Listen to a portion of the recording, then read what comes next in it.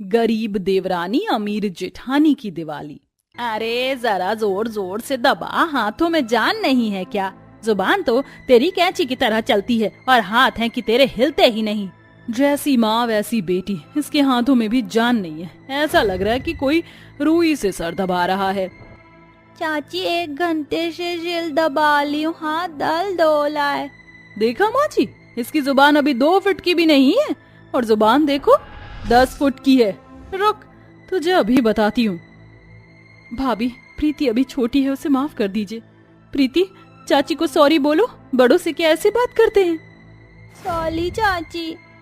शोभा एक गरीब परिवार से होती है, जिसके चलते वो अपनी शादी में दहेज नहीं ला पाती है। दहेज ना लाने के कारण शोभा की सास अनामिका और जेठानी ज्योति हमेशा उस पर अत्याचार करते हैं। समय गुजरता है और शोभा की बेटी हो जाती है, जिसके चलते अब वो माँ बेटी दोनों पर अत्याचार करते। शोभा का पति राज अक्सर काम के सिलसिले में देश से बाहर रहा करता था, इसलिए उसे इस बारे में कुछ पता नहीं था। माँ जी, कब तक हम इसे और इसकी बेटी को फ्री में पालेंगे? मैं तो कह रही हूँ जितनी जल्दी हो सके इसे और इसकी बेटी को घर से रवाना कर दो। हाँ बहू, बस एक इससे और इसकी बेटी से घर की सफाई करवा लूं, फिर धक्के मार कर दोनों को घर से निकाल दूंगी। अरे वाह माँ जी, मानना पड़ेगा आपको। ज्योति और अनामिका शोभा और उसकी बेटी से दिन रात काम करवाते और छोटी छोटी गलतियों पर उन्हें मारा करते, लेकिन शोभा ये सब बस अपनी बच्ची के लिए सहती और किसी से कुछ ना कहती। ऐसे ही समय गुजरता है। माँ, इस बार दिवाली पर मुझे नए कपड़े दिलाओगी ना? हाँ मेरी बच्ची, इस बार मैं जरूर तुझे तेरे मनपसंद के कपड़े दिलाऊंगी।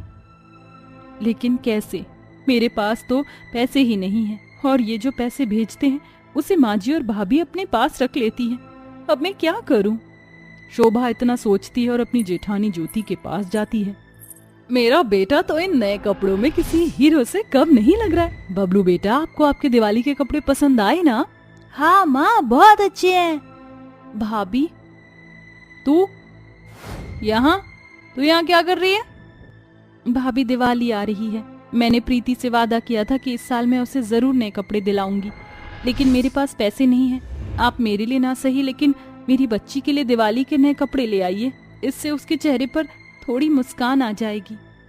मैंने यहाँ कोई बैंक खोल रखा है क्या, जो जब चाहे पैसे निकाल ले?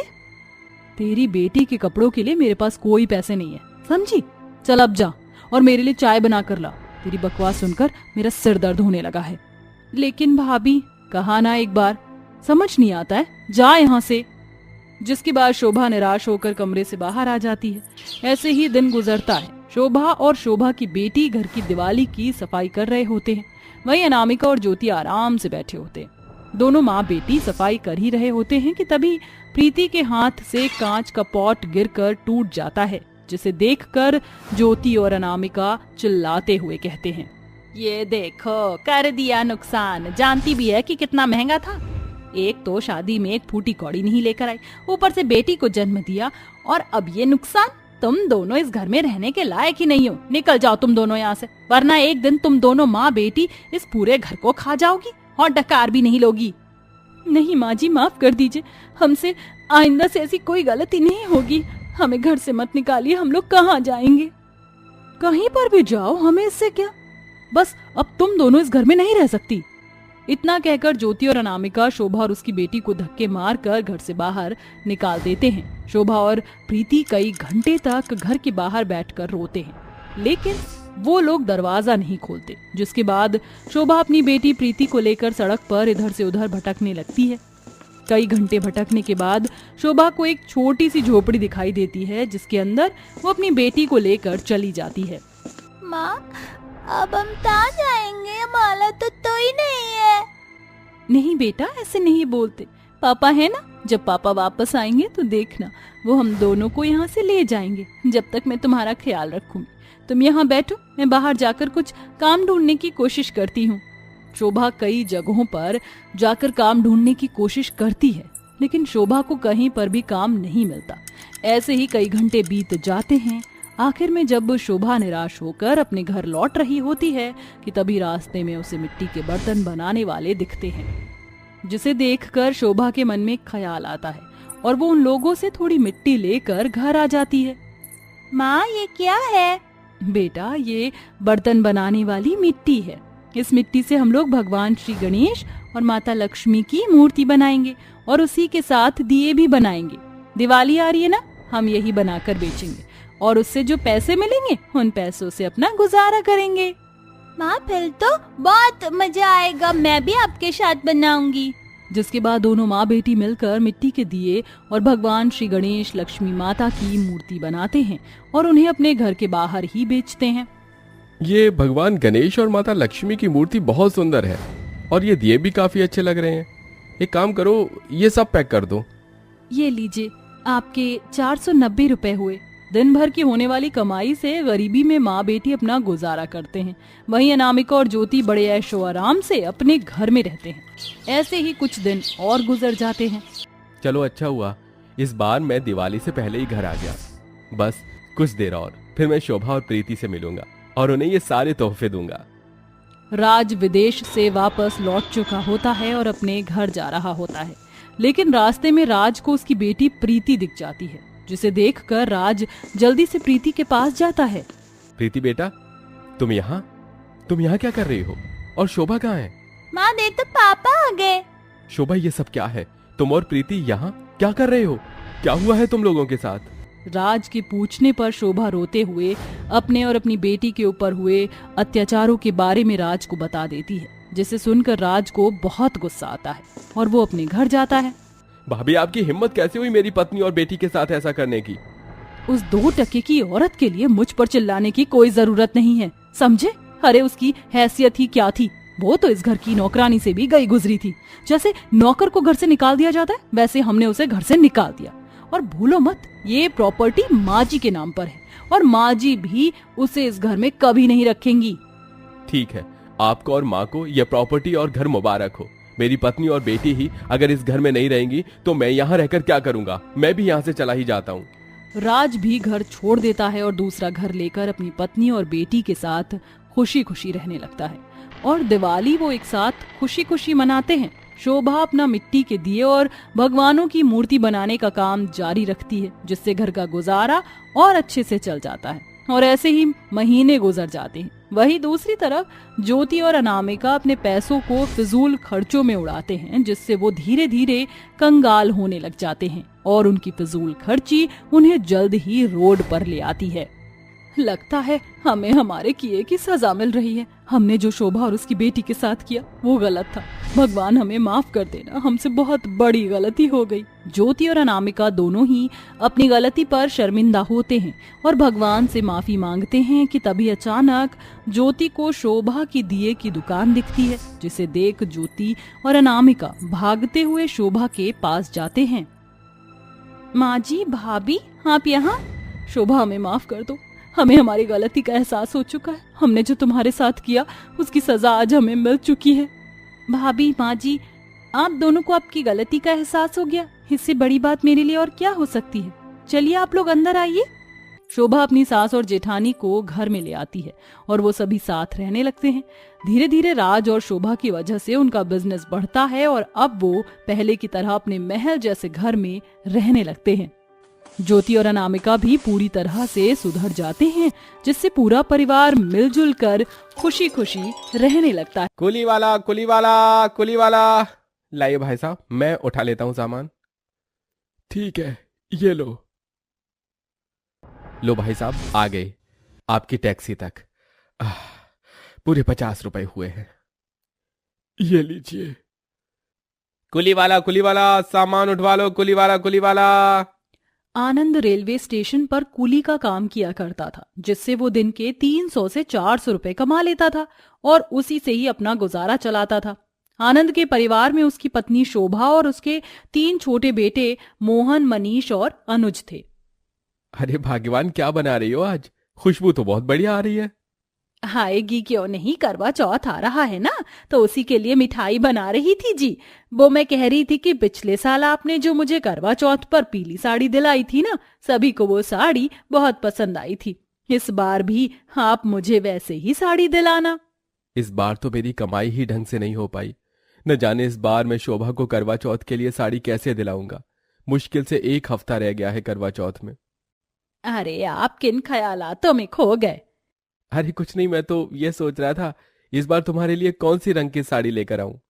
अपनी पत्नी को साड़ी दिलाने के लिए आनंद कूली के काम के साथ साथ रेलवे स्टेशन पर लोगों के जूते पॉलिश भी करता है और दिन रात मेहनत करके वो इतने पैसे इकट्ठा कर लेता है कि वो अपनी पत्नी के लिए साड़ी खरीद सके। आनंद उन पैसों को लेकर दुकान पर जाता है और अपनी पत्नी के लिए एक सुंदर सी साड़ी खरीदता है और उसके साथ साथ करवा चौथ का सामान भी, जिसके बाद आनंद सारा सामान लेकर अपने घर आता है। ये देखो शोभा, मैं तुम्हारे लिए इस बार ये लाल रंग की साड़ी लेकर आया हूं। तुम पर यह रंग खूब खिलता है। अरे वाह, ये साड़ी तो सच में बहुत सुंदर है। लगता है इस बार भी सबसे अच्छी साड़ी मेरी ही होगी। शोभा इतना बोल ही रही होती है कि तभी अचानक आनंद के दिल में दर्द होने लगता है और वो अपनी छाती पकड़ के बैठ जाता है। क्या हुआ जी? आप ठीक तो हैं? आप रुकिए, मैं आपके लिए पानी लेकर आती हूँ। शोभा जब तक पानी लेकर आती है तब तक आनंद इस दुनिया को अलविदा बोल देता है। अचानक आए हार्ट अटैक की वजह से आनंद की मौत हो जाती है। करवा चौथ के दिन ही शोभा विधवा हो जाती है। हे करवा माता, करवा चौथ के दिन सभी औरतें अपने पति की लंबी आयु के लिए व्रत रखती हैं और आज के दिन ही तुमने मेरा सुहाग मुझसे छीन लिया। अब मेरे बच्चों का क्या होगा? माँ, पिताजी हमें छोड़कर चले गए, अब हमारा क्या होगा? अब हम लोग क्या सड़क पर आ जाएंगे?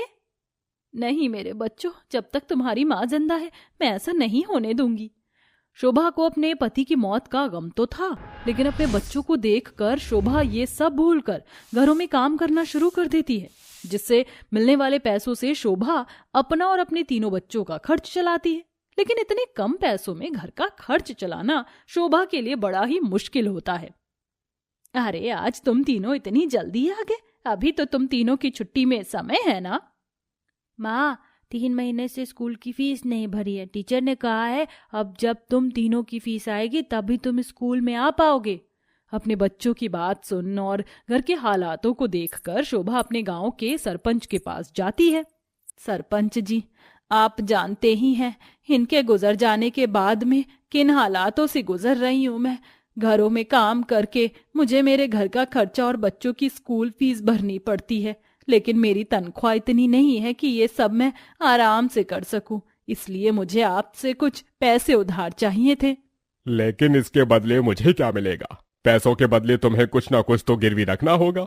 तुम्हारे पास तुम्हारे उस छोटे से घर के अलावा क्या ही है? एक काम करो, तुम इस पेपर पर अंगूठा लगा दो। जब तक तुम मेरे पैसे लौटा नहीं दोगे तब तक तुम्हारा घर मेरे पास गिरवी रहेगा। सरपंच जी, मेरे पास उस घर के अलावा कुछ भी नहीं है, लेकिन मैं आपसे वादा करती हूँ कि इस साल जो इलेक्शन होंगे मैं उसमें आपको ही वोट दूंगी। शोभा की बात सुनकर सरपंच मान जाता है और उसे पैसे दे देता है। लेकिन सरपंच एक चालाक किस्म का आदमी होता है, जिसके चलते वो धोखे से शोभा के अंगूठे का निशान पेपर पर ले लेता है और उसका घर अपने नाम करवा लेता है। शोभा उन पैसों को अपने घर लेकर आती है और अपने घर के हालातों को ठीक करती है और घर में काम करके धीरे धीरे सरपंच के पैसे चुकाने लगती है। और अब शोभा बूढ़ी और उसके तीनों बेटे जवान हो जाते हैं। अब तुम तीनों बड़े हो चुके हो, अब तुम्हारी शादी की उम्र हो गई है। हाँ माँ, वो तो है। अब आप जल्दी से अनुज भैया की शादी करवा दो। अनुज, तूने अपने लिए कोई लड़की ढूंढ रखी है या मैं ही ढूंढूं? माँ, जैसा आपको ठीक लगे, आपकी मनपसंद लड़की से शादी करने के लिए तैयार हूँ। अनुज की बात सुन शोभा बहुत खुश होती है और अपने ही गांव की रहने वाली रोशनी से अनुज का रिश्ता तय कर देती है। हर माँ की ख्वाहिश की तरह शोभा की भी ख्वाहिश थी कि उसके बेटे की शादी बड़ी धूमधाम से हो, इसलिए वो फिर से एक बार सरपंच के पास जाती है। सरपंच जी, मेरे बेटे अनुज की शादी है और मैं उसकी शादी धूमधाम से करना चाहती हूँ, इसलिए मुझे थोड़े पैसे उधार चाहिए थे। मैं आपके पैसे समय से चुका दूंगी। अरे ठीक है, ये लो पैसे, लेकिन समय से चुका देना। शोभा उन पैसों को घर ले आती है और शादी की तैयारी शुरू कर देती है। वहीं दूसरी तरफ सरपंच शोभा से बदला लेने की फिराक में बैठा होता है, क्योंकि कुछ साल पहले हुए चुनाव में शोभा ने सरपंच को वोट नहीं दिया था। समय गुजरता है और रोशनी अनुज की शादी हो जाती है। सारा परिवार सुखी सुखी रहने लगता है। ऐसे ही 4 महीने बीत जाते हैं और इन 4 महीने बाद सरपंच शोभा के घर पर आता है। अरे सरपंच जी, इस महीने का ब्याज तो मैंने आपको दे दिया था, फिर आप यहाँ कैसे? मुझे मेरे सारे पैसे कल तक मिल जाने चाहिए, वरना मैं तुम्हारे घर पर कब्जा कर लूंगा। सरपंच के चिल्लाने की आवाज सुनकर शोभा के बेटे और उसकी बहू वहां आ जाते हैं। माँ, ये सरपंच जी किन पैसों की बात कर रहे हैं? आपने क्या इनसे पैसे उधार लिए थे? मैं उन्हीं पैसों की बात कर रहा हूं जो तुम्हारी माँ ने तुम्हारी शादी के लिए मुझसे उधार लिए थे। अगर कल तक मुझे मेरे पैसे नहीं मिले तो शाम होने तक मुझे ये घर खाली चाहिए। इतना कहकर सरपंच वहां से चला जाता है, जिसके बाद शोभा कहती है, बेटा, हर माँ की तरह मैं भी अपने बेटे की शादी धूमधाम से करवाना चाहती थी, लेकिन मुझे ये नहीं पता था कि सरपंच मेरे साथ ऐसा धोखा करेगा, वरना मैं उससे कभी पैसे नहीं लेती। सभी लोग शोभा को माफ तो कर देते हैं, लेकिन पैसे न होने के कारण उन्हें अपना घर खाली करना पड़ता है और वो सभी रेलवे स्टेशन पर जाकर रहने लगते हैं। ऐसे ही समय गुजरता है और करवा चौथ का दिन करीब आ रहा होता है। बहू मन में सोचती है, लगता है मुझे अपना पहला करवा चौथ इस रेलवे स्टेशन पर ही मनाना पड़ेगा। बहू, मुझे माफ कर दे, मेरी वजह से तुम सभी लोगों को इस रेलवे स्टेशन पर रहना पड़ रहा है। नहीं माँ जी, आप हमसे क्यों माफी मांग रही हैं? इसमें आपकी कोई गलती नहीं है। जो किस्मत में लिखा होता है वही होता है। मुझे भगवान पर पूरा भरोसा है, एक दिन सब कुछ ठीक हो जाएगा। ऐसे ही कुछ दिन बीत जाते हैं और करवा चौथ का दिन आ जाता है। शोभा की बहू रोशनी रेलवे स्टेशन पर ही करवा चौथ का व्रत रखती है और चांद निकलने के बाद रेलवे स्टेशन पर खड़े होकर अपना करवा चौथ का व्रत पूरा करती है, जिसे देखकर रेलवे स्टेशन पर मौजूद सभी लोग हंसने लगते हैं। लेकिन रोशनी सबको नजरअंदाज करती है और अपना व्रत पूरा करती है। माँ जी, मैं सोच रही थी क्यों ना हम रेलवे स्टेशन पर एक चाय की छोटी सी दुकान खोल लें। उससे मिलने वाले पैसों से हम अपना गुजारा भी चलाएंगे और धीरे धीरे पैसों को जमा करके हम लोग अपना घर भी सरपंच से वापस ले लेंगे। बहुत अच्छी तरकीब है बहू तेरी, तो हम बिल्कुल ऐसा ही करेंगे। जिसके बाद दोनों सास बहू मिलकर चाय की दुकान चलाते हैं और उससे मिलने वाले पैसों से घर का गुजारा और साथ ही साथ धीरे धीरे पैसों को जमा करते हैं। और वहीं शोभा के तीनों बेटे भी मजदूरी का काम करके पैसे इकट्ठा करते हैं, जिसके बाद कुछ महीनों की मेहनत से जमा किए पैसों से वो लोग अपना घर सरपंच से वापस ले लेते हैं और खुशी खुशी पहले की तरह रहने लगते हैं।